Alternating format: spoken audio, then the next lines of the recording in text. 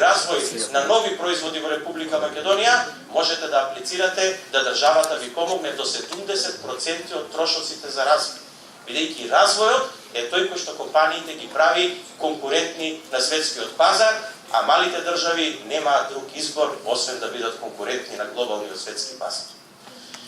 Понатаму имате мерка која што придонесува да вие доколку сакате сте брзо растечка компанија и препознаеме дека сте брзо растечка компанија, да добиете 30% поврат на инвестираните средства, но не зборуваме за меки мерки на обуки, едукации, сајмови, него на инвестиции, зборуваме за хали, машини, за развој на производи, за развој на научно-истражувачки центри, бидејќи нашите фабрики, сега се враќам во делот на законот, додека ова сега што го зборувавме во делот на мерките кои што се во програмата преку фондот за иновативност. Сега во законот се враќам. Таму значи за мерките од фондот за иновативност треба да се аплицира и таму добиваат тие кои што ќе покажат нели проекти и резултат. Додека по законот добиваат сите.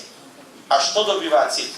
Доколку сте вие компанија која што сакате во рамките на својот капацитет да направите научно-истражувачки центар, односно развоен центар, во тој случај добивате 30% поврат на сите инвестирани средства во тој научно-истражувачки центар, вклучувајќи ги градежните работи, инструментите, лабораториите кои што треба да ги направите, софтверите, IT опремата и трошокот за човечките ресурси.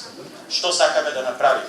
Сакаме да ги охрабриме сите македонски компании да посветат повеќе внимание на развојот, бидејќи преку развојот и новите технологии, а нови технологии им помагаме да купат со тоа што правиме поврат на 10, односно 20% на инвестираните средства, да станат, сакаме како држава да им помогнеме да станат поконкурентни, да станат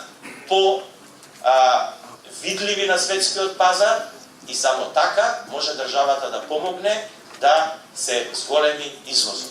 Тоа е целта на оваа програма. Јас се надевам дека сите стопанственици ќе ја препознаат и ќе препознаат дека 2018-2019 ќе бидат години во кои што треба да инвестираат. Јас како потпредседател на влада сакам да ве охрабрам тоа да го правите и владата ќе ви биде партнер на тој пат. Јас тука ќе завршам со мојата дискусија, ќе ве поздравам сите, ќе ви посакам добра работа денеска. Голема чест ми и задоволство вака пред еден сосем друг скуп на слушајаци да се обратам, бидејќи обично сме во нашата пела. И јас се пуштив во една моја животна авантура во така наречено приватно здравство, без да сакам.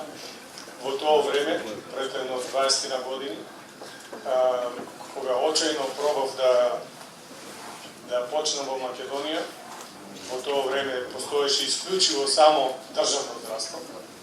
И бидејќи бев одамна оддалечен од како тоа функционира, кога се соочив со тогашниот кој не е многу различен од ден денеска систем, сватив дека нема шанси, дека во тој склоп едноставно не е можно да се функционира онака како што би требало, бидејќи кога дојдов од Германија, мислев дека многу лесно ќе го направам сето она што таму сум го правил.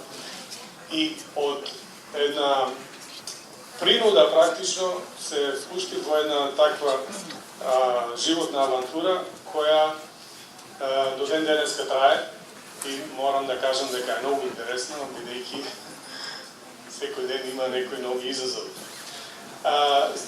Здравството е многу посебна тема и во Уставот на Германија пишува дека медицината не е бизнис. И то јас сум го многу одамна сватил. Значи, медицината треба да биде економски оправдана, меѓутоа никако не смее медицината да се претвори во бизнис. Зошто? Затоа што е последна тема, многу специфична и бизнисот и вие компаниите кои ги водите се ориентирани како бизнис затоа што може од нешто поевтино да се направи производ кој ќе се продаде поскапо. медицината обично некои работи се многу обратно функционираат и е многу индивидуален пристап. Немаме машини, ние имаме помагала, меѓутоа работиме со секој човек посебно. Секој човек е за нас не е продукт, не е материјален објект, него е посебен како човек и секој ја го минува некој процес у неговото лекување.